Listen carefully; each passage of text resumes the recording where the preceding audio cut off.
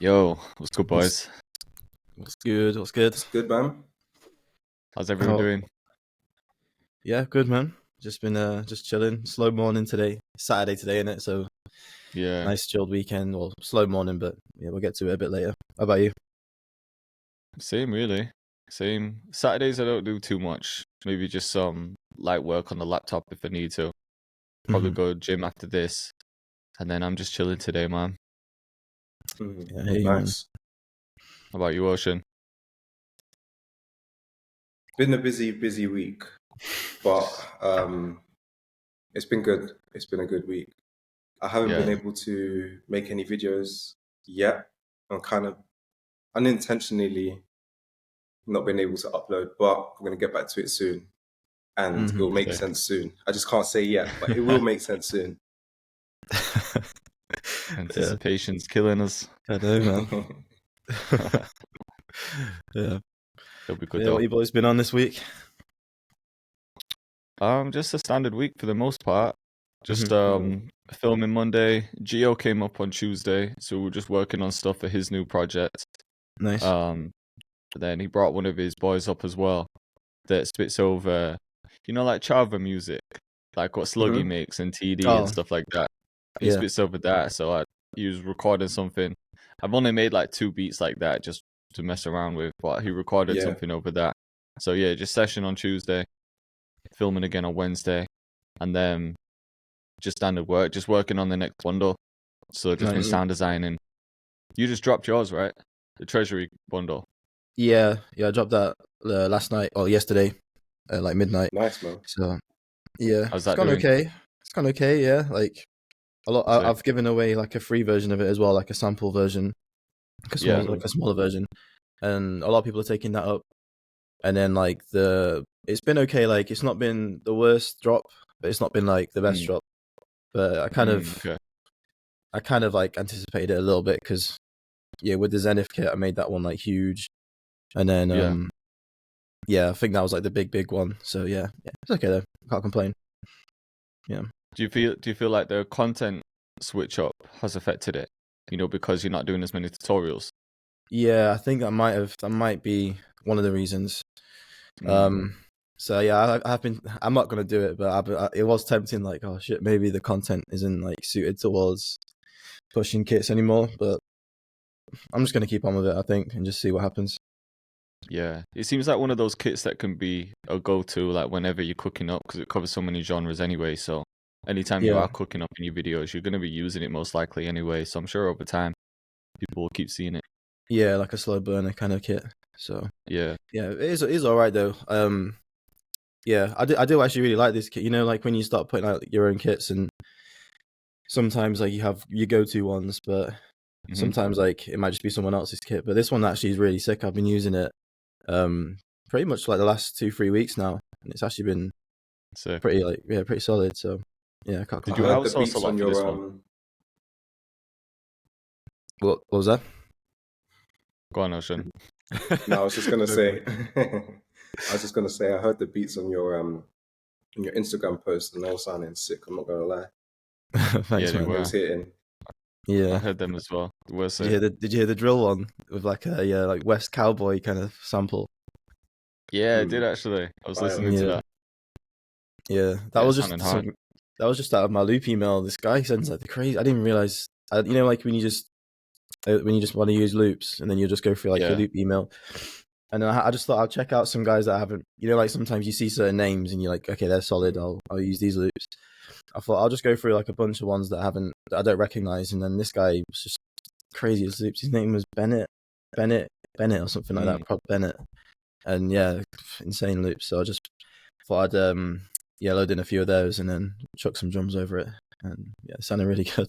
So Yeah, there's some really talented producers out there, man. yeah, There's some people especially that loop send me makers. loops as well, whose loops are just crazy. Yeah, Or they're just but like not as known as some people. Like that's their bag. They just make loops like constantly, and they're just like sick at making loops. yeah, So yeah, there's that's a it. lot There's of some people out really there like that. talented guys. Mm. It's hard to tell now because like there's that Southside interview in there where he was talking about loop makers and he says like I'm not saying this is the same for every loop maker, but there is like those loop makers out there that will take like someone's starter and then find someone else's, and then go on Splice and pull a loop in, and then they'll just stack like Yeah. 3 or 4 different. So they haven't actually done anything; they've just stacked, which I guess is still producing, but they don't. They kind of claim it all as their own loop when it's not. It's like 3 or 4 other people's different loop. That's a good point, actually. Yeah, you don't know Yeah. who's like truly making the loop. Because then there's also Mhm. people that send out loops where they've just taken a sample, even if it's like a famous sample, like a Michael Jackson one, and then they've like Mhm. chopped it up and flipped it, and then Mhm. just send you that. And Yeah. then that's when it gets a bit sticky, I think, because they'll have their own like terms in the email for what you need to credit them for and pay them and everything. But then they don't own those loops anyway because they've chopped up the Yeah. samples. So then it gets a bit sticky. Yeah, that's Yeah. kind of pointless. I don't know why producers put so much terms and stuff in their email, because at the end of the day, it's always just going to be a negotiation. Mhm. And if Kanye West says he's giving you 1%, you're going to Taking take that the one. 1% realistically. Do you know what I mean? You Yeah. might as well just take it for the credit. If you're Mm. a beginner anyway, maybe if you're Metro, it might be a different story. But Yeah. But then do Yeah, you there's think you should be levels in there. sending out stuff that hasn't been cleared in the first place? Like for the people, because I get them a lot in my email where people have chopped up samples that they obviously don't own the rights to. Like I Mhm. don't but mind it's not sampling, like I'll do it all the time, or like if you collab with people as well, you might sample together. But do you think like loop makers should be doing that and sending them out when they personally. don't own the samples? Personally, for me, I don't think it's a big issue, because if you make a sick beat and a sick song is made, it kind of just is what it Mhm. is, and you can sort out the Yeah. business later on. Mhm. And there's another point I was going to say, but I forgot. Maybe if But they just yeah, make it clear I that it think, Yeah. is yeah, make samples. it clear, because I think some producers cook up based on the business from the beginning, right? If they know Yeah. there's 5 loops on it, they don't want to even bother with Mhm. it, because the Mhm. business might be Yeah. a bit difficult to sort out in the future. But for me personally, I don't mind. I think my priority is always just going to be, let me try and make the best song we can, and if it Mhm. slaps, then the business will take care of later. Like, I'd rather cross the bridge later, if that makes sense, and Yeah. figure it out. Yeah, I guess it definitely. depends what you're going for as well, because like I like I've seen so many people talk about getting samples cleared and stuff, but let's you have to be realistic, because if you're not working with huge artists, no one's gonna come to clear that sample for you. Like no one not a label isn't gonna hear that song if it's just you're working with a smaller artist. It doesn't get like a lot of plays, and you just want to Yeah. make a good project with them. Then you can just flip as many samples as you want, because no one's coming for that sample. No one's gonna take it down. But even so, right? It's not really even up to us to clear samples. The producer doesn't clear the sample. It's usually No. like Mm. the record label that clears it, right? So Yeah. we don't Yeah. we shouldn't even be worrying about that too much, unless Mm. you're just like fully on business from the beginning. Yeah. Like you just want to And if you're up maximize there your as well. publishing and that. Yeah. Yeah, it's true. It's Yeah, true. that's it. Even when So I've yeah, it's spoke to nothing. publishers, they've kind of given that same advice, and they've just been like, "It's not." They kind of say it as like, "Right, I'm not like telling you to like not worry about samples, because obviously you need to clear samples, but at the same time, it's not something you really need to worry about until later on, because Mm. like you said, like if the sample doesn't get picked up by like content ID and those type of things, and even if it does, like you only get like a claim on your YouTube channel if you're uploading it there and not a strike. But then Mhm. like if you're uploading stuff with samples, like people aren't really going to be chasing you for money until it's earning money, because Yeah. if you've got a song out there with like 10,000 streams, it's not really generating anything, so people aren't going to be bothered to chase you down. But on the Mhm. flip side, if you're getting millions of streams, then they might be like, well, shit, we want our slice of the pie then. And at that point, Yeah. you've got a song with millions of streams anyway, so it's like, if you You were set. worrying too much about the business before that, you wouldn't have even put that out, because you wouldn't have been able to get their sample cleared, or it would have been a headache to do anyway. Yeah, definitely, man. It's like the whole Juice WRLD situation, wasn't it? With Mm. is it a Sting sample? So he used Yeah. that Sting Yeah. sample. Song blows up. He's got a career now, and then Sting comes for his money. But it doesn't matter, because Mm. Juice WRLD's good now. Like he's fine. Yeah. Like as long as he keeps putting out music, he's good. I think So Nick Mira replayed that as well, didn't he? If oh, I did he? remember right. I remember Mm. watching a video and he'd like replayed it He penciled it in. by MIDI. Oh Yeah. shit. But that's still it wasn't done. It wasn't like changed up much. It was literally just like replayed. I think that's why Yeah, like the it's same. still Yeah. come for it. I But think people I replay it heard because he then took you like don't have to split. like the you know how it's split between like the master recording and the composition side. Apparently, if you replay something, you don't have to split the master side because you're not actually sampling that master recording. Because sampling like a master recording is like actually taking the audio file and then flipping that and doing something with it. But if you replay it on guitar or MIDI, then you're not touching that initial recording. You're just messing with the composition side, like the notes that made up that sample, if that makes sense. So a lot of people replay it so that they don't have to split the master side and they just split the publishing side. So that's what usually happens. So Yeah, I'm I guessing think that's why I did it, but then I think from what I read, I think Sting wanted like a high percentage of that Yeah, I heard it was composition like side because then he couldn't 80% claim or the some master shit like side. that. man, It yeah, gets that's crazy. complicated. Yeah, do you remember the Fong song? By Yeah. Cisco? Yeah. So I was watching something on, it could have been like a Vice or one of these kind of channels. Yeah, it was a Vice documentary. I know which one you're talking about. And Ricky Martin came for the song basically because he basically said a Ricky Martin lyric, like it was just like, oh yeah, you live in the vida loca. That one, Yeah. that one point, yeah.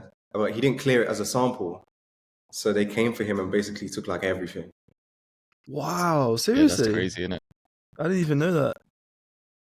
So it could still be how many dicey because times? it's. God, sorry. No, I was just gonna say it can still be dicey because like that's just a lyric. I know. I was going to say how many lyrics have been repeated and like used and sampled and reworked. Like, that's just different. Yeah, it was That's deep. crazy, man. Yeah, I watched that a while back. I can't remember the full story, but I remember it being something like that. Yeah, it's like that was crazy. I know what you're saying, Jay, about not using the original but remaking it, because I think DJ Mustard did a similar thing. You know the song with Kid Ink and Chris Brown, like dun dun dun dun dun dun dun, dun, that one. So yeah, he said in an interview, he said the same thing. He was like, this is the melody, and he shows the melody, and he's like, I had someone remake that melody and find like a good preset for it, because he was like, because we tried to get the original cleared, but they wanted everything, so it was like, well, we'll just remake it, and they can only take a smaller section of what they were asking for.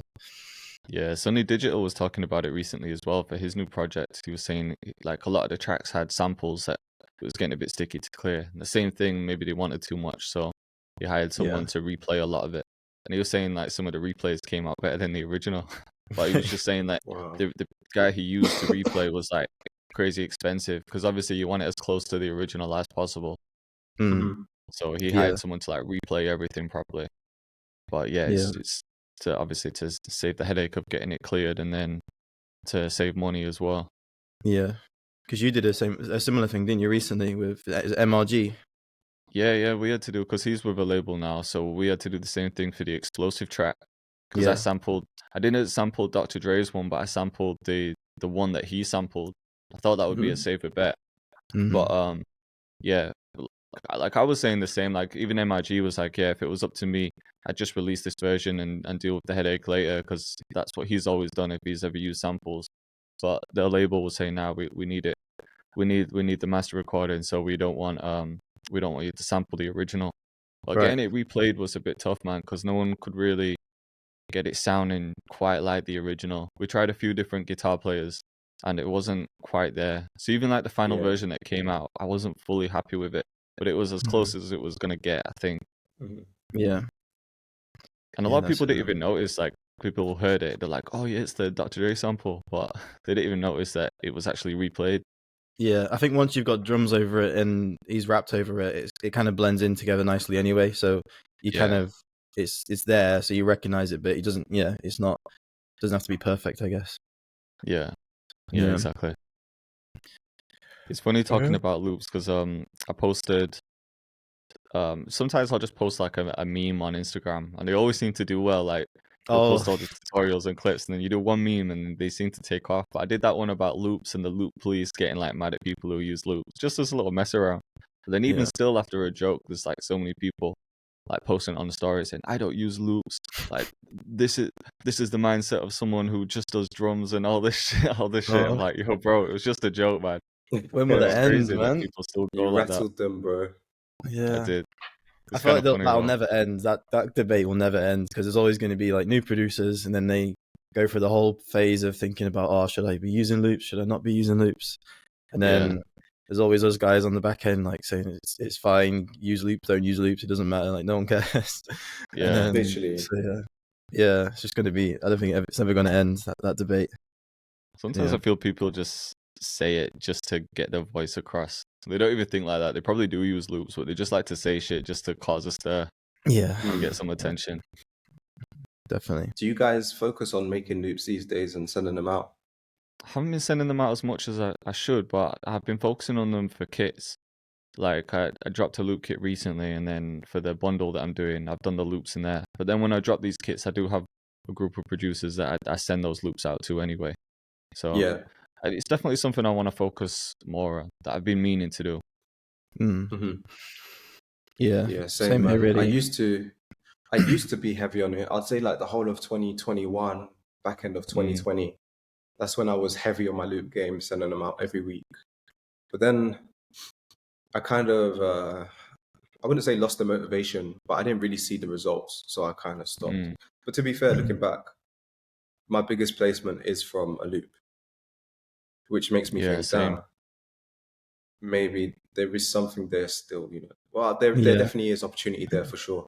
But I'm just trying to figure out, like, how can you, instead of it just being like a pure numbers game, just constantly sending stuff out, how can you maximize your efficiency on that? Yeah, I feel like with the loop game, do you think it's more about, because like we've said from our perspective, when I'm going through, like when you're going through your own loop folders that people have sent, you see certain names that stick out, that because you've heard their loops and like you fuck with them, or like for example Harry Beach. If I see Harry Beach's email come through, I know it's going to be like good loops. So do you think it's more about like building up like a good network, or like not like a relationship, but do you know what I mean, like making it like making yourself exposing yourself to as many producers so that they know you've got good loops, so that when you do send them, they use them? Because like a lot of producers send them out. I think it could be a mixture of both, right? I've seen someone like Al Hug, who probably doesn't do a lot of quantity, but very, very high quality, and who's unique with his samples, do well. But then I've also seen like Carvey. I'm not saying his loops are shit or anything like that. His loops are sick. But I see his email every single day in my email. So I know, let's say if I go to my email and I put up a loop, the chances of me putting up one of his loops versus someone else, like, is probably super high because he's just always there. So I think it could be, it could be a mixture of both. I'm just very curious about like producers who absolutely kill it from their room and never have to leave, like a Des Wright. 2021 Des Wright, bro. This guy was getting like every big placement everywhere, and it was like all through loops. So I'm very just curious. Like, I'd love to speak to loop producers who get a lot of placements and just see like what their process is. Maybe we should get Kavi on next week, actually, because I chat to Kavi quite a bit. We should bring him on and talk to him about it, because I'm sure he's got a lot of gems for everyone. Yeah, that's a good shout. Do you think what was I going to ask? Oh, it's gone now. I was going to ask a really good question. It's gone. Damn it. Well, I was going to say, when you were talking about that, I think relationships are definitely key. And it doesn't need to be like you're extremely close with that person, but at least just introducing yourself and like speaking to someone, even just showing some love, like maybe commenting on the posts, just dropping them DMs, but just talking to people like a human. Same thing as if you were going to try to get a placement with an artist, because you guys know what it's like in your loop email. There's so many random names, and you're like, how have these people even got my email? And like, because sometimes they don't even send it to the loop email, they land in my personal one. I'm like, where have I even got this email out there? But those ones I don't really click on, because I'm like, I don't know this person, like this has just come out of nowhere. But then if someone's talking to me on Instagram, maybe showing some love, just like commenting, it's like a name that you see in like your live streams, things like that, and then they send you loops, you might be like, oh shit, that's so and so from the live stream or whatever. Then you're more likely to click on it. So I feel like you've got a better chance, actually, like if you are trying to step into that loop game, just having that somewhat of a connection with the person, so they at least know your name before you send in the loops out. Yeah, 100%. Yeah, it's always I feel like there's no right or wrong way, really, is there? I think you just got to find what works for you, because like like I say, like I'd say my biggest placements come from just sending just beats out directly. But it was a long time ago. It was like 2018, 2019. But yeah, so that could still be probably maybe less of a thing nowadays, but still an option. So it could be loops, it could be beats, it could be anything. I know what I was going to ask. Do you think some of these guys have managers that put their loops in the right inboxes as well? Or do you think they're just doing it all themselves? maybe some. Potentially, man. Yeah. Because you definitely see like somewhat of the same producers working together and producing on the same kind of artist. Yeah, And sometimes they're managed by like the same umbrella, if that makes sense. Mm-hmm. Yeah. But Because you then got I'm someone sure like some people are just doing it completely themselves. yeah. yeah. I do know a lot of people that are just doing it themselves from home, and it's Mm-hmm. probably just being like hella consistent, like constantly, like it's like a full-time grind for some people, isn't it? Where all they do is make loops. They never really mess with drums unless it's just in the spare time type of thing. Like their daily hustle is loop, loop, loop, send, send, send, and like Yeah. that's it. Yeah. Like every day. I know a lot of people are on that grind, Mm-hmm. but it can pay off. Yeah, that's it. As long as you find, I think it's like it's finding like your sort of particular sound. Even to go as far as like the chords. There's like this one guy that sends me these loops. They're so nice, like they're like guitar loops, like Gunner style loops, and they're so clean. And like all the there's quite a lot of layers in there, but they sound like really nice and open. And he uses the same chords every single time, but every single time I'm like, oh man, I just want to flip this like so easily. So it's like kind of just finding that recipe, rinse and repeat. It's not even maybe it might not feel super creative because you're kind of doing the same sort of vibe every time. But if that's what people are demanding, then you just gotta supply it. At least you know what to it comes expect when down you're to opening like, his email. Because if you're thinking, right, I'm going for a certain vibe, then at least you know, if I open this guy's email, I know for a fact I'm gonna create this vibe. So Yeah, it's kind of like having a certain style of beats, like type beat channels, for example. Like you're always gonna have that certain lane where you need to be like the go-to guy for dark drill or wavy trap or whatever it is. You know, like everyone has a signature sound. I guess it could work with loops as well. Yeah, I guess so. But then again, it's like, does it become too formulaic? Does it literally just become like your factory worker just churning out because the then same loops? But I guess it depends though. Again, it comes down to like, if you're just focused on business and getting placements, then maybe that's the mindset that you need to have. That it's not really, I'm just going to sit here and create whatever I feel like it. Maybe it needs to be like, no, today I'm creating dark loops, and if the Travis Scott, and I'm going to send it to his producer kind of thing. Yeah, because like for some people that's helpful. Like they need that structure. Like for me, like I like to have certain days where I want to make a certain thing. But other producers, like I'd say someone like Gami, he'll just kind of have his own. He'll just be listening to stuff, and then something might click. And you're like, oh, hang on, let me do this, and then it might take a whole different turn. So it just depends on your own. It depends how you work, I guess. Like how your brain likes to function, or just doing what you enjoy, I guess. Because like some people enjoy knocking out sort of like a similar style of loop. Some people enjoy, just experimenting constantly and trying new stuff. Yeah. So it's all the end goal is to just do what you love in it. So whatever works for you. Yeah, 100%. I guess everyone's got a different path. Yeah. And it's funny when we always talk about this because there's always like a thing that we're thinking about. Like I'm always debating this in my own head whether I want to chase for placements or not. Because chasing for placements is just like a whole nother hustle by itself. And when you see everyone getting placements, you're like, man, I kind of want some of that. And there's a bit of jealousy in you maybe, or even just for your own personal achievements to be like, well, we're producers at the end of the day. We want artists on the tracks. We want those number ones. Like, it's like everyone's dream to have a number one. Like, no one could say they don't want a number one. They don't want that fucking big plaque for a song going triple platinum or whatever. But then whenever we speak to people as well that in that lane and they're constantly chasing placements and doing sessions all night with people and they're looking a bit drained and then they don't know if they're getting paid, then we're like, oh, we're kind of grateful for what we're doing because we've got more control. And it's just it's like a never-ending battle in my head, man.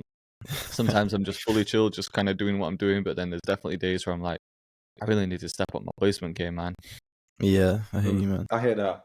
I think that we just got to figure out like how to play our own game, because you can. There's like, again, like with the placement game, you can play so many different games. You can be the guy who's in LA, Yeah. really hands-on working with the artist. You can be the guy who's in his bedroom just sending loops and has the connections.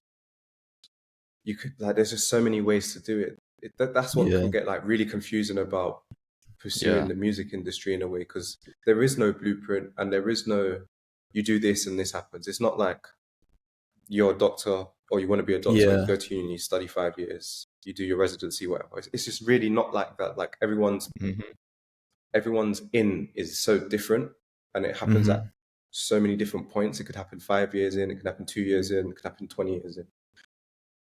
But I feel like maybe you just have to find the game that kind of suits you the best and figure it out. And it's kind of hard to do, man. But when you do, I guess like props to whoever who has done it already. But it's one that it's tough. It's one that I'm always scratching my head, kind of figuring out, like, because part of me, I'm speaking for myself, part of me definitely wants placements, but I don't like the idea of like constantly chasing placements. Yeah. If that makes sense. No, yeah. 100%. Like if I could do it in a way that suits like what I've got going on, then it'd be ideal. Like Kenny Beats kind of style almost. Yeah. Or like I was saying earlier, just like I really like the way how OZ does it. Like he's just in Switzerland doing his thing, but he has connections to all the big artists and he's just doing it that way. He's not in, I don't know, I could be chatting shit, but I don't see him as like the LA producer, do you know what I mean? Yeah.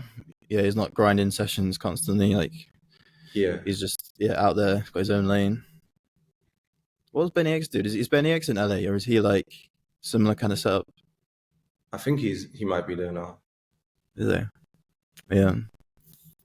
That's fair. I just find it fascinating. Like how can you play your game and win?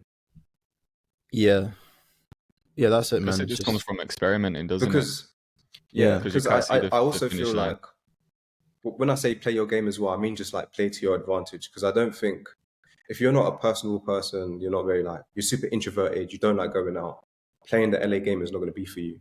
It's just not like congruent with who you are, and so it's just always going to be like a very big. I feel like it could always be a strain unless you're an adaptable person that can mold yourself into that. Do you know what I'm trying to say? Yeah. Yeah.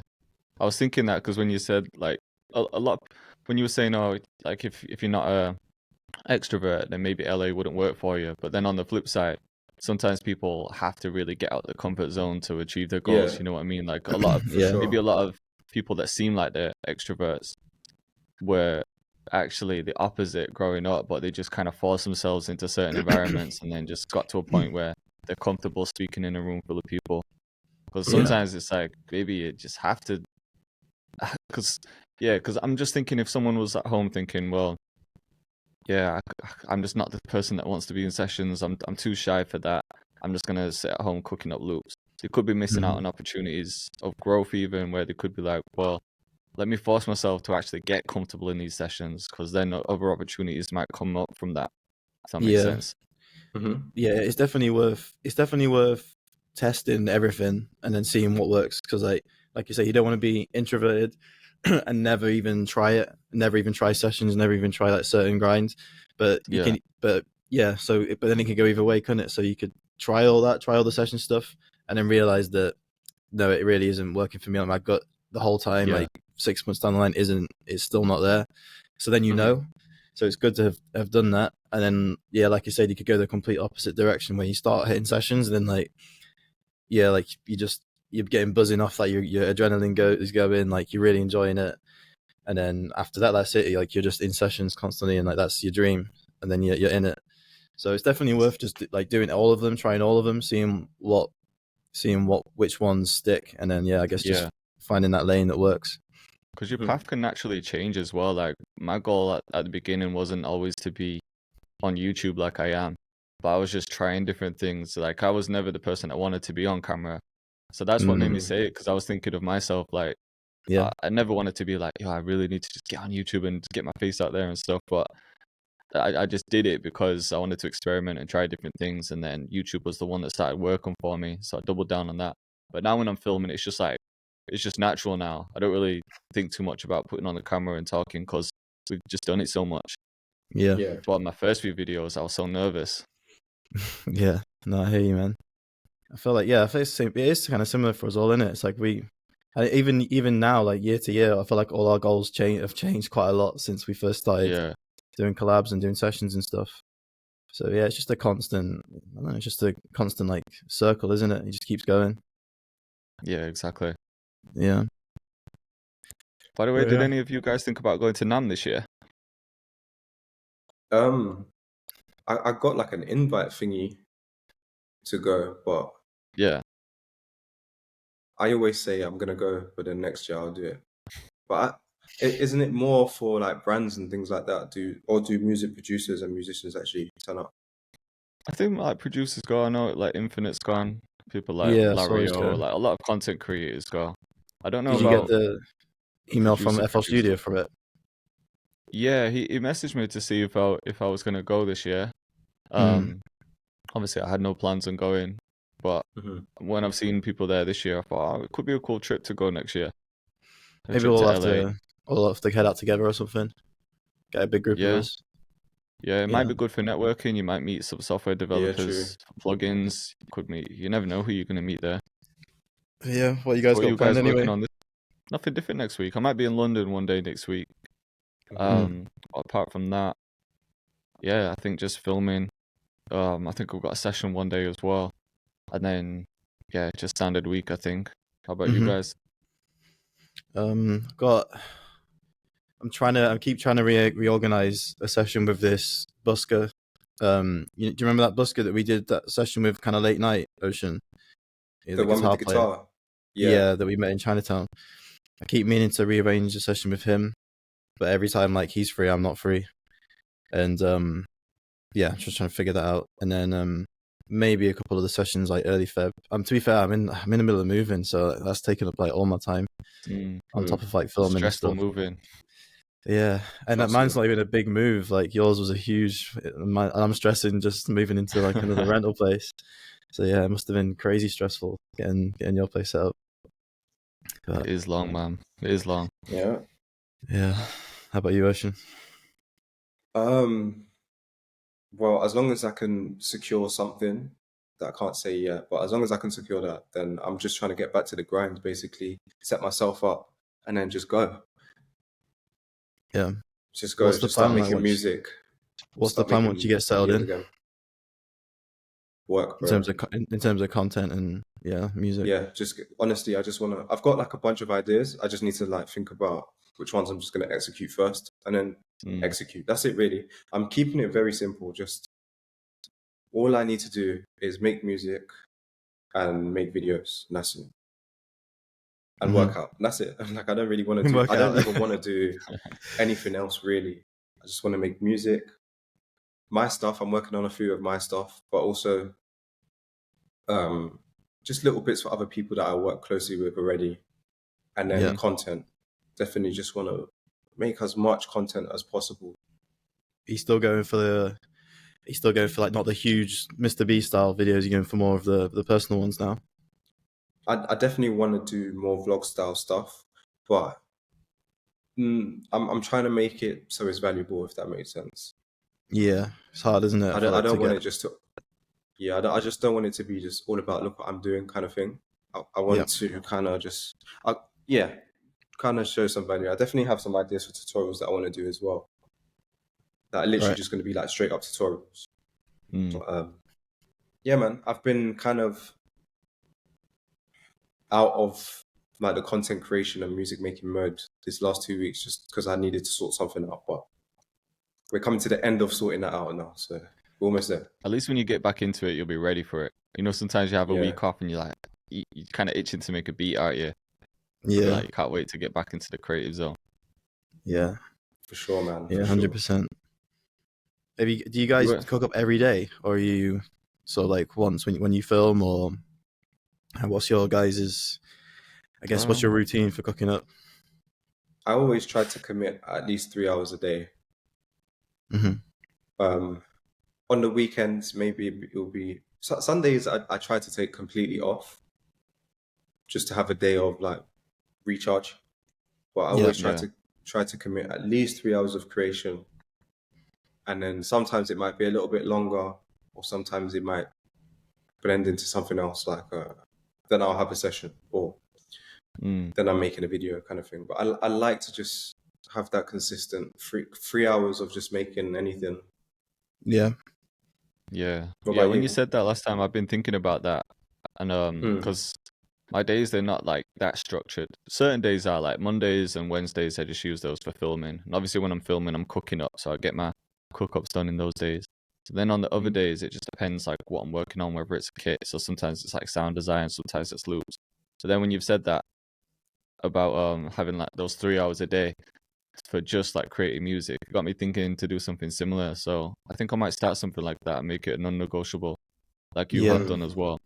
Because otherwise, sometimes I'll like procrastinate. I might like check my email, and then I end up just doing all these little tasks that aren't very important, although they need to be done at some point, but they can wait. You know what I mean? But I definitely find myself procrastinating a lot. Or if I'm like checking my YouTube stats and then going through the comments, and then maybe I find myself watching a video on YouTube, and I'm like, what am I doing, man? Let me just get back to cooking up. So I definitely I hear that, procrastinate man. a lot, but I definitely need some like focused hours of being like, right, phone away. Because that's another thing as well, man. I could be cooking up. As soon as I look at my phone once, and then I find myself scrolling, I'm like, yo, stop, put it down. So yeah, I I want to feel get like it back keeps into you. I was just gonna say, I feel like it keeps you sharp. Because Yeah, it sometimes, does. like I know now that I've taken like 2 weeks ish off unintentionally. Like I'm just gonna be so not sharp. The first Yeah. few beats that are gonna come out are just gonna be like Mm-hmm. that rough kind of patch, and then it might Yep. take a few days to kind of break out of that, and then get back to like, oh no, now it's flowing, everything's just sounding smooth again. Mm-hmm. Definitely. Yeah, I feel definitely. like it It does does help. vary Like, depending on what we're working on though as well, doesn't it? yeah.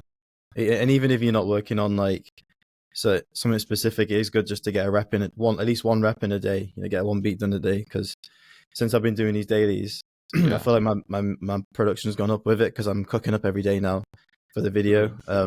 Before when I first started the dailies, I wasn't cooking up every day. Sometimes I'd just do like a talky video, but now I'm just like, the channel's about music production, so you need to, make music and like just have that, at the forefront. And it's made a huge difference because every day you kind of, it's almost like going to the gym, in it, you just kind of flexing like the creative muscle, and if you leave it for too long, it starts to go down. Like even just when you're inside of FL or Logic, like when you're clicking around, like it's not as fluent. Yeah. You're not working as smoothly as you want to, and then that can kind of kill the process as well. So you've got to, I think it's just something you got to keep going, man. Like there's never, you can't really stop it. Yeah, definitely. Yeah. How many beats do you think you cook up a week? When I was looking at my beat folder the other day, it was looking awful. Awful. There was like huge gaps in the dates, but it's because a lot of the times when I do this 3 hour consistent thing, especially recently, I've been trying to make songs, so I don't always just like make just a beat for the sake of making a beat. Sometimes I'll just make melodies so I can just have them on the side. Yeah. But I think usually if I have like a reason to make beats, like let's say the session is coming up soon, then that's when I'll really like try and lock in and make beats. But when it's just not too much of like a point to make beats or I have the 3 hours to make beats, but there isn't like a end goal, then usually I kind of that's when I experiment a little bit and just make whatever, make songs, try genres that I wouldn't have tried. But I don't know if I would recommend that. I think it might be good to have like an end goal every time you use those 3 hours, because then it's just a bit more purposeful. Yeah, I guess. But I guess it works for you because you're actually focusing on releasing singles yourself as well now. You're not just trying to send out 10 beats to rappers a day. Because there's a lot of people that try that grind as well, where it's just they'll just cook up as fast as possible just to get the beats out and send them out. Yeah. I've just never been like that. I kind of take my time with beats in a way, unless it's for a certain thing, or if we're in a session and we're just cooking up for fun and just knocking some beats out. But Like even when I'm filming, sometimes I'll spend like 2 hours cooking up one beat, which seems like a long time. But Yeah. sometimes I like to see how far I can take a beat. So I'll spend a lot of time like flicking through different sounds. Maybe that's not a good thing, but then even with like the melody, for example, it won't just be like, like when you're making a quick trap beat, for example, you could just get a quick melody down in 10 minutes, throw some drums on. But then I also like to experiment with melodies. So maybe when I'm done with the melody, I'll try and like flip that again, pitch it, reverse it, try all these different techniques. And then when I finish filming, I'm like, yo, I've been recording for 2 hours. What have I been doing? I just got that one beat out. Wow.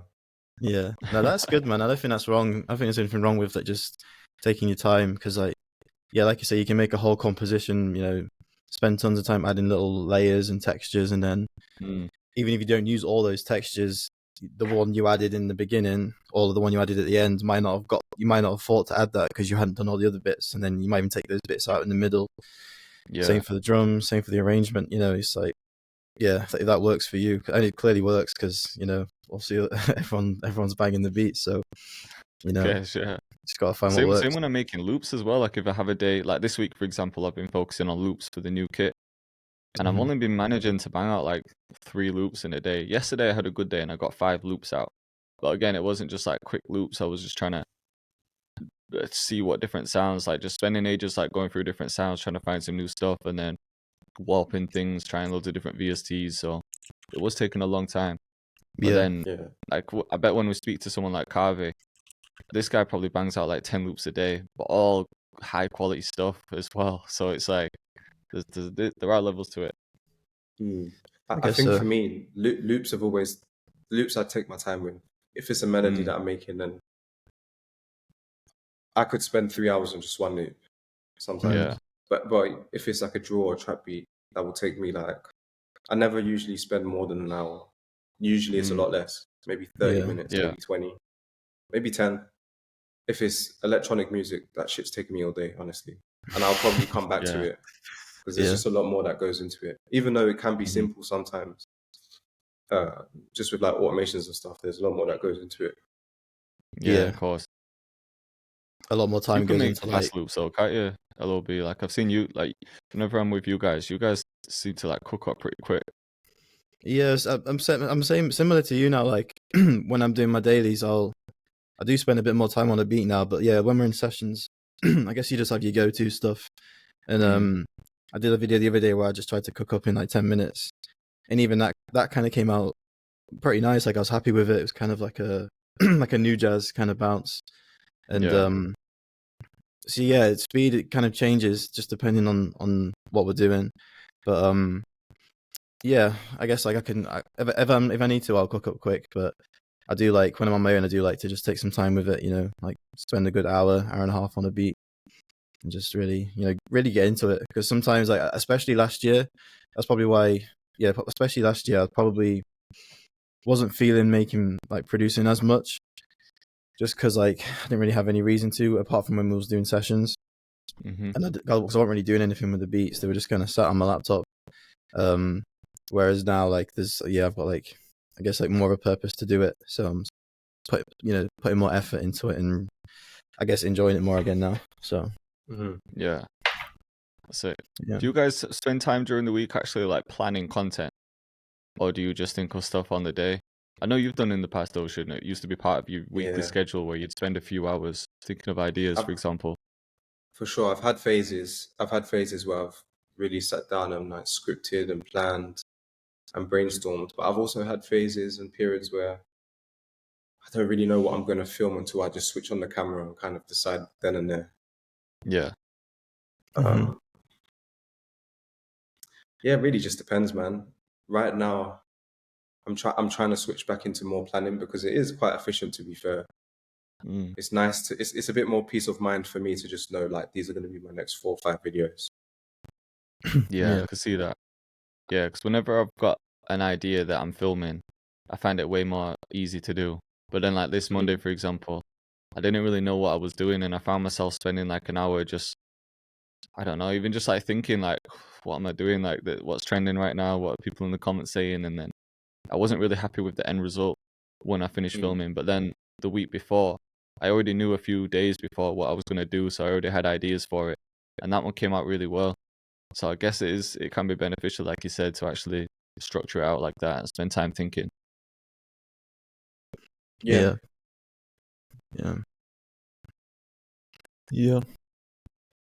Oh, it's good. It's good as well to have like to plan them out, and then it's nice every now and then when one, like, let's say you go somewhere and you just bring your camera just in case, and then you film something and then it bangs. It's like that's a nice feeling as well. Like when you get those little ones here and there where it was kind of spontaneous, but everything just clicks. Yeah, that's true. That's happened a few times as well, especially in like group sessions, for example.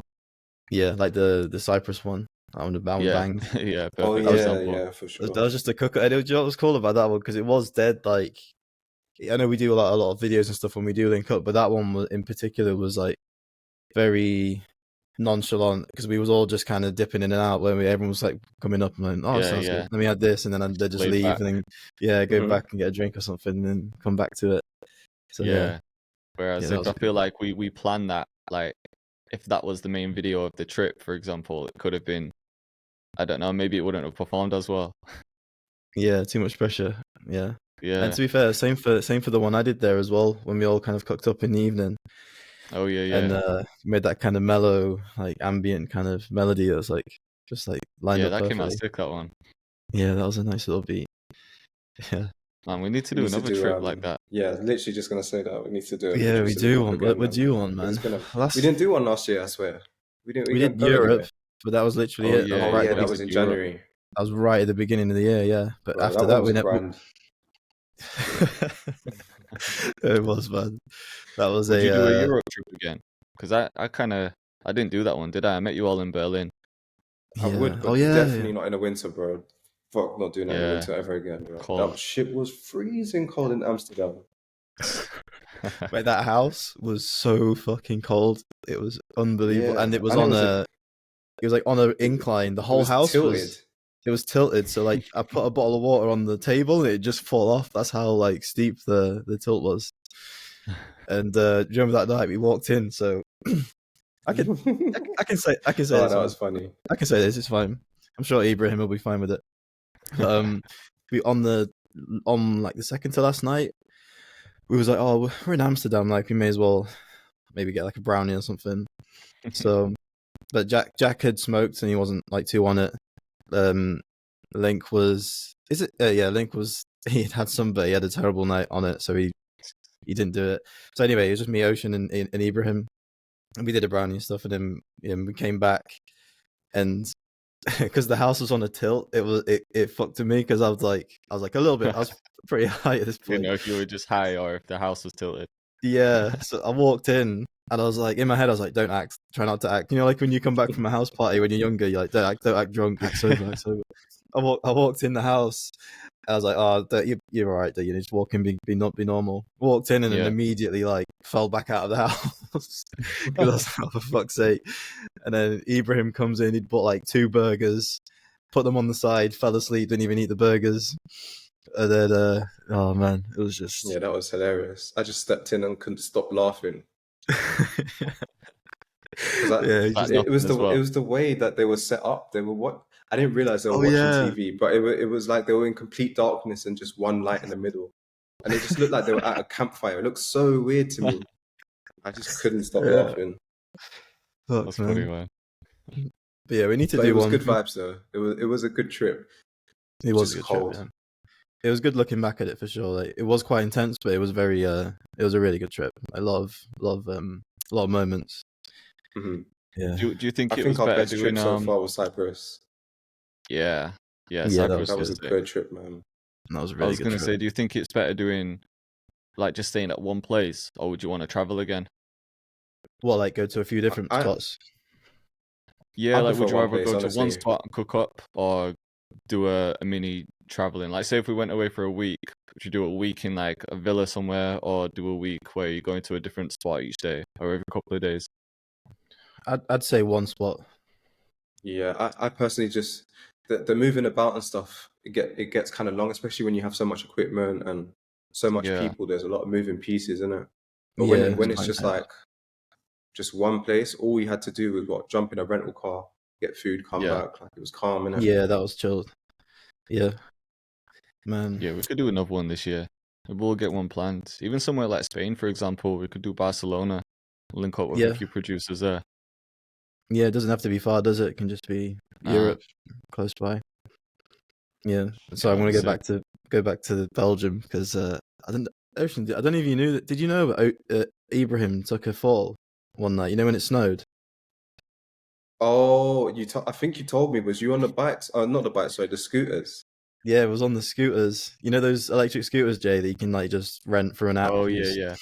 So we got on them, and it was snowing quite heavy, and we went to the shop, me, Ibrahim, and Seven Ink, and yeah, we got on these scooters on the way back, and there's like a lot of tram lines all running through like where we were close to where that we were staying, and then I was kind of off off at the back, and then Seven Ink was at the front, and Ibrahim was like just in front of me, and then he just hit this tram line, and then like just completely lost grip because it was all iced over, and just fully stacked it, and then Seven Ink just like went off for it. Then he turned around and was like, "What the fuck are those guys?" And then Ibrahim was just on his like flat on his ass. I was like, "Oh fucking hell!" Fuck, But bro. yeah. Luckily, he didn't hurt himself. But that was like that was the night before we was supposed to be traveling the next day. So I was like, man, if he'd fallen off and like broken a collarbone or Oh something, yeah, we would have been fucked. But yeah. no, That would have been it was good. messy. Yeah, but yeah, we are due a trip, man. We'll have to get one booked for this year because we Yeah, was meant we'll to do do. one, weren't we? Like the whole of summer, we kept trying to lock in a date, but I guess like Yeah, schedules just didn't I line up. think everyone was kind of busy last summer. Yeah, and we didn't have like track club like we used to as well. We need track club back in, man. Jack To be mentioned that actually at the last session we did. He was like, he needs to. So he's going to try and reach out to them about doing another trip at some point, or try to. okay, yeah, because if you think about it, I'm sure for that one Cyprus trip, if we calculated all the views that we got together, it's probably like 1 million. Mm-hmm. Yeah, I don't know Your what mine's video on hit now. like what 250, mine hit 500 and something. Jack's probably hit at least like 100 and something. Mm-hmm. Yeah. Yeah. So for them, it was well worth it, really. Oh no, saying that though, mine wasn't actually a track club video, No, but that's it was true. still the Cyprus trip. So I guess people knew it was the track club trip. But it wasn't Yeah. like the video that we had to do for them was the main thing for. Was it like for yours and Jack's channel? Yeah. Yeah. But even But so, even like still, if that's it an was just opportunity. them, Yeah, yeah, and that's an opportunity missed by track club, innit? Because if yours hit half, like 250,000, it's like, would have been these. another one. Yeah, definitely. But I'd love to try maybe some content where we do a producer link up, but really just have someone just film moments and see how that does. Like a very natural kind of vlog. I'd love to see how that would perform. More just like, Yeah. do you remember? I don't know if you ever used to watch these, but like the old Internet Money vlogs, and they used to do these producer houses across the US. Like they'll do one in Tennessee, one in Texas, and they'd have just like 10 producers come, and it would just be literally just them making beats, but there would always just be like really cool candid moments. Yeah. Yeah, I think I remember seeing them. Yeah, it's a good vibe. How would you? It's a hard one because how would you work that into like a sponsor if a company wanted to get involved? That's the How thing, would you you? probably wouldn't. It would have to just be like us doing our own thing off our own backs. I And guess you could do both. Yeah, Like do one you for could the have one company dedicated video. mm, and then just film in the background for the other one. wait, did we do a vlog?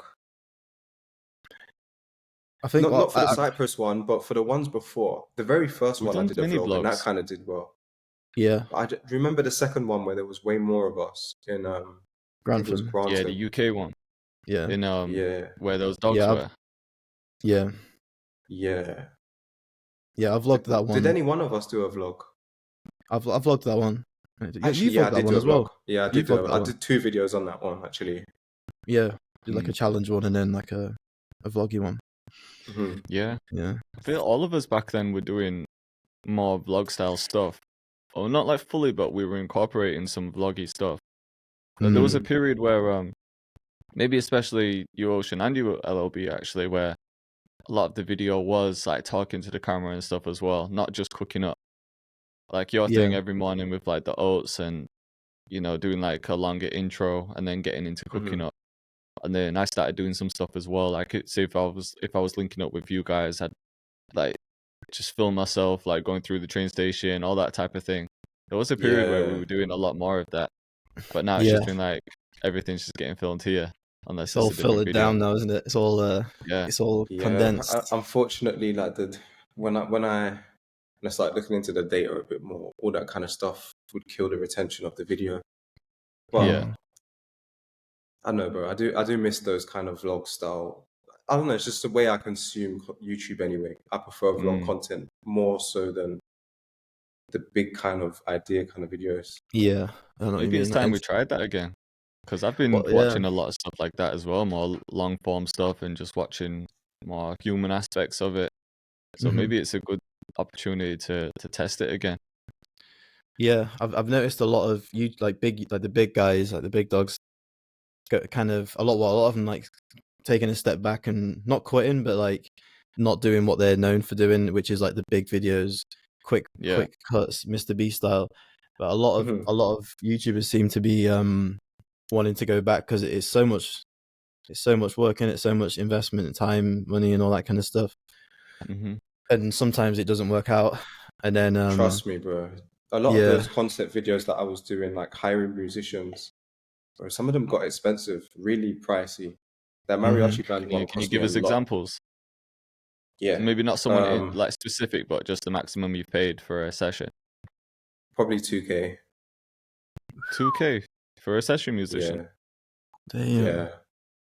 I'm Jeez. trying to that's think which. crazy.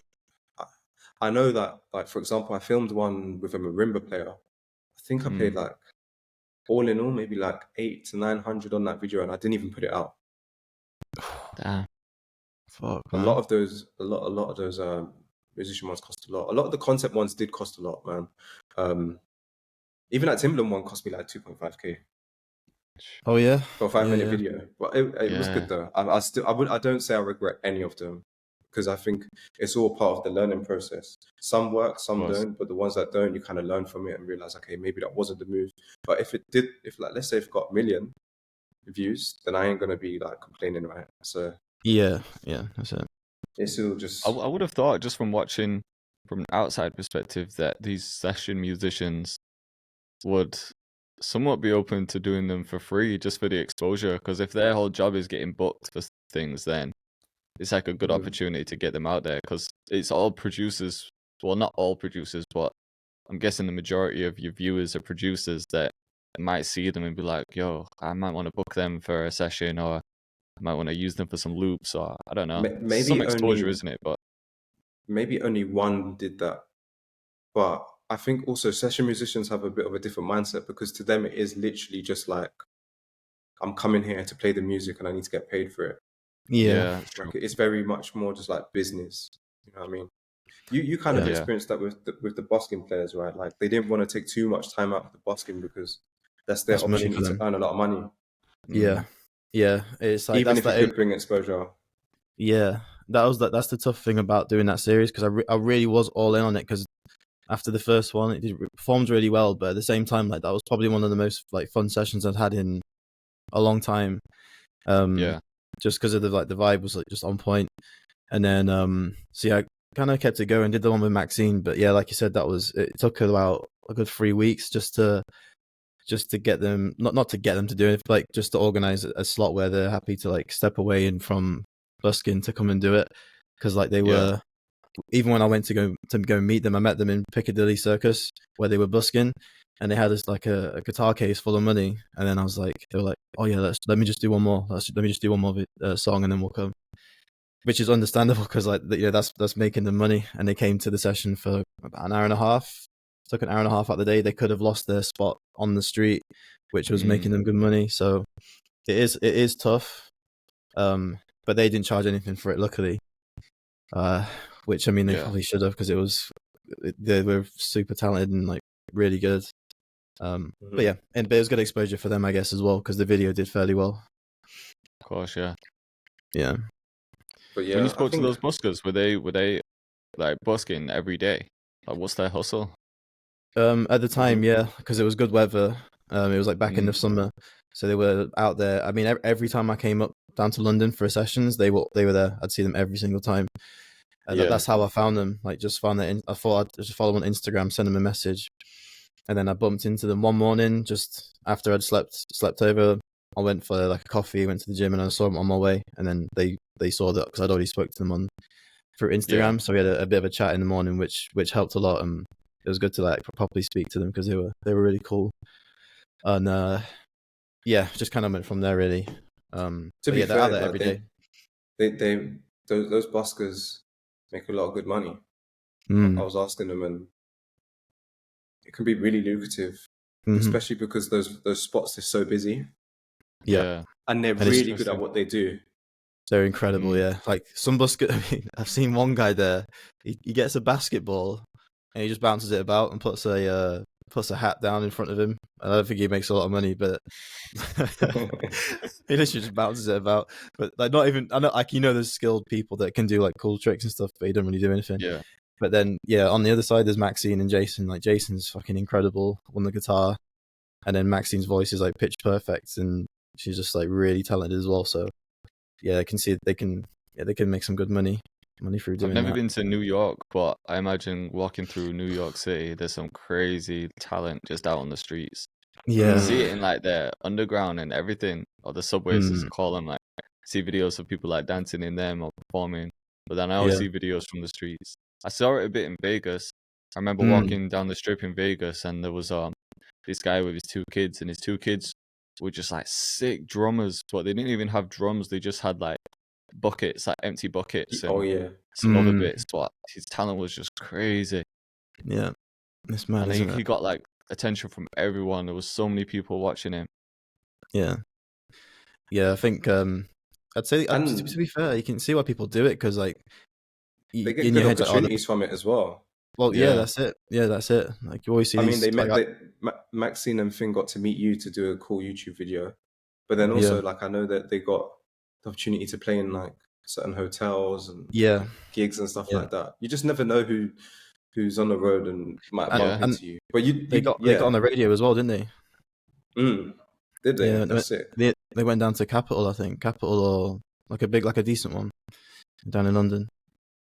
Not last time I was in London, but a few years ago I was in London and I was getting off the underground and there was some guy performing. He was just playing guitar and it was sounding sick when I was coming up the stairs, but I couldn't see who it was, so I got my phone out to film it and post it.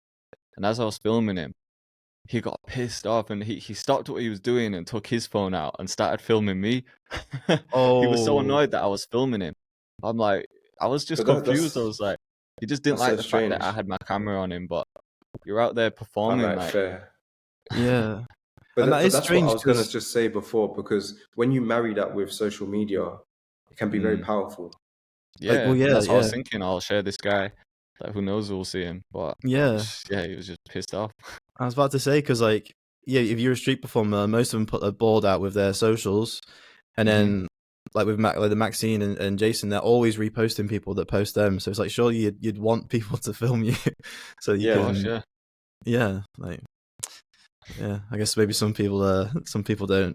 They're not on it. Maybe he's not on social media. He just hates cameras in his face or something. I guess just don't want any attention, but he's playing the guitar in front of everyone that's coming off the underground. just wants his money, wants his donations, and then either pay or go. But don't look at me. Don't look at me. Yeah, it's like when you're a kid and your mum's like, "Do that thing you wanted to. You always do at the house. I'll do it, but you're not allowed to look." You do something dumb like you jump and put your knees up. yeah. Do you know what could be interesting though? Like Busking as a producer, how could you make that work? Like, you know what? I've got a good example of that, right? So there's a guy, not exactly busking, but he'll go up in like a city centre somewhere, and he'll just sit at a table. I think Dina did one with him. He'll just have a sign saying "Rap of my beat" or something, and he just films it. I've seen this guy. So that could be a good example. I thought that was a good idea. He's been getting like quite a lot of recognition as well.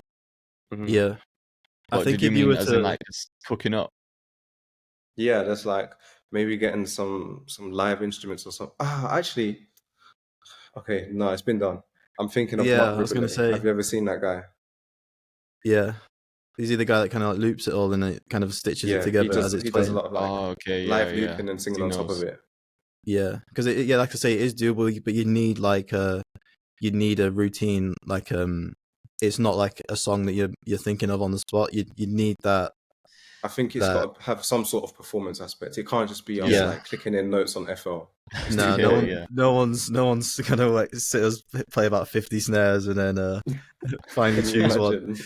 Yeah, but yeah, I think you need to you know what the end goal is already going to be, and you just practice until you got it perfect, and then you can perform it in front of people. Just do as many of those as you can. Yeah, So I that could think work. so. Yeah. Or if you were sick at an instrument, it would make it easier as well. So you wouldn't have to click things in. Yeah.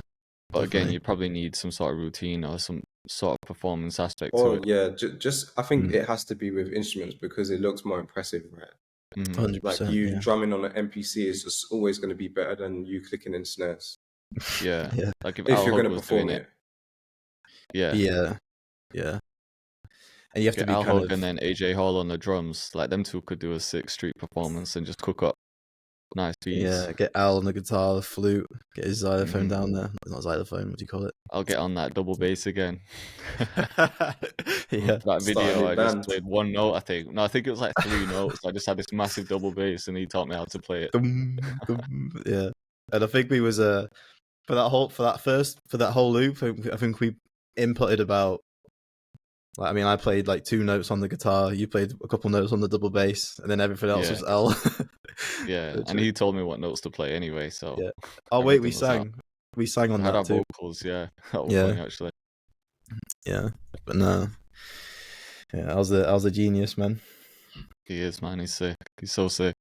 Yeah, really good. Yo, You the other still day I need went to this is like completely off topic, but I went to this country club. My girlfriend's sister bought us this like package for Christmas. We just cashed it in the other day.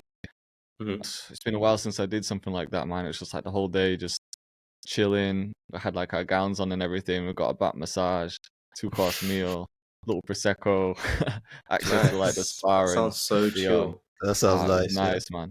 Did a little workout first, and then I had the back massage, and then they have like those. The one we went to, it had that like outside pool, like the one that's high up as well. So you're just kind of chilling over the edge, just looking over all the grass and shit. But yeah, you're just in a hot pool as well. I'm like, Where was man, that? this is what I need to be doing every morning. It was Hale Country Club. Oh, okay. Yeah. Hale Country Club, yeah. Just got me thinking that needs to be part of my routine, man. Definitely, man. Spa Oh, days. man, that'd be so nice. Yeah. Yeah. Where I'm at the moment, my friend's got an ice bath. And every morning he jumps in the ice bath. Yeah. But this, I don't know if you've ever tried an ice bath. Shit is freezing cold, bro. Yeah. I'm tempted to I've get one. tried some. I don't know if it's the coldest one, but in there's a David Lloyd near me. I went to that Oh with my man, boy I've once, tried and that they had shit. they had a cold plunge, but I don't think it's as cold as an ice bath. It was still cold, but I got in straight after the sauna, so it made it easier. But Listen, not an I ice used bath. I used to go to David Lloyd's, yeah, and they had the ice plunge thing as well. And like every Monday, that's when I would go into the spa. Every Monday, I'd be like, "Today's the day. I'm doing it. I'm going in the ice plunge." And then I'd always get like up to my waist for about 40 seconds, and I'd be like, "No, fuck this. I can't do it. I'll just bitch out." It's so to me, I don't know. I find it so painful. It's just like so cold. It is tough. Yeah, But then when you come out, apparently, it makes you feel amazing. Yeah, I feel like it just makes you just feel really awake. Like everyone swears by the health benefits, which I haven't really tried it long enough to know if there are any. But if I do agree that when you come out, you do feel good because you've just been in an ice bath, right? So you're just like more awake than usual. So you just feel energized. Yeah. Would you ever do definitely. cold showers as a part of your morning routine? I used to do them. Yeah. I did them for like a year straight. Whoa. Obviously not as cold as doing an ice bath, but I don't know if I felt any different. I did feel more energized when I came out, but then after a while I was like, man, what am I doing? I'm just a hot one. Yeah. Yeah. Yeah, I used to do the same thing as well, like cold. I'd have a hot shower, but then like I'd have like a minute in the cold shower at the end. I just turn it to cold. Yeah. Mhm. That's what I And was doing. it is nice in it because you just kind of spruces you up, especially in the morning. Yeah. But yeah, I'm such a pussy with it, man. I need to. It's just hard, I isn't think it? I'd rather actually get in a plunge than in the shower, because in the shower it's just like constantly pouring on you, and it's so easy to Yeah. just step out of it. Whereas a plunge, you can just like sit there and kind Yeah. of control it a bit more. Have you seen Steve Austin do it? He's recently started doing the cold plunge, and but it's so funny. He did the first one because it's funny because like he was such a big wrestler, like hard head, like hard Yeah. guy, and he gets into this cold plunge and he's got that real like husky voice, and he gets in, he's like, "Oh mother of God, motherfucker!" He's just like screaming. It's like, it's fucking horrible. And then I think he manages like 30 seconds. He doesn't even go all the way. He goes like to here, like to his like just under his belly button, and he just gets Yeah, out. man. It's like, yeah. They I've say seen it's the one all of Joe mental, Rogan isn't it? getting Like you it. have to really calm down and really like settle your mind, but it's so tough to do. Yeah, It's you so do. hard. Apparently, I know a lot of people that when do it though. apparently when The Rock went to on the Joe Rogan podcast, they did like a training day, and apparently it was his first time doing it, and he stayed in there for like 4 minutes. He just did it. He just not a problem. Jeez, Straight it's in. built different. Yeah. That's pure mental resilience, that, isn't it? Yeah, definitely. I'm open I to trying promised it them again though. today that I'm gonna jump in the ice plunge. I've been procrastinating today, but today's got to be that day. Yeah, I yeah. just do it. I wonder Next if time it we- gets easier over time, because I I've think heard it people does. say it doesn't, but other It- people say yeah. Yeah. My cousin did it yesterday for the first time, and the first time he did it, he was freaking out. But then like he took some time and then he went back in, and then it was like too easy for him after. Yeah. Just getting over that initial shock, I guess, that shock factor. It's like that first part that really just like shocks the body. Yeah. We should next time we do a link up, we'll have to get an Airbnb that's got a cold plunge and see you can last the longest. See who can do the Session in the longest. tub. That's Yeah, jokes. that'll be the next producer Olympics. Just who can outlast Yeah. who in the cold plunge. But I guess whoever Always goes in first is at a fruity session, disadvantage, man. though, right? Because if they go in first, Yeah. then that's the barrier to entry, and everyone else can just go for like an extra second, and then they beat them. Yeah, that's true. Yeah, definitely worth a try. What else can we compete in? Yeah, we've got the run in, we've got the cold plunge. It's got to be some kind of gym Football, element remember, now, right? right? We've Gym done session football as well. Yeah, Oh, yeah, gym. football. Played a bit in Cyprus, didn't we? It'd be Oh good God, if we could yeah. play on a if we had like a proper football match on a proper pitch. Yeah, It wouldn't yeah, even need like to be AstroTurf maybe or just something. even just 5-a-side.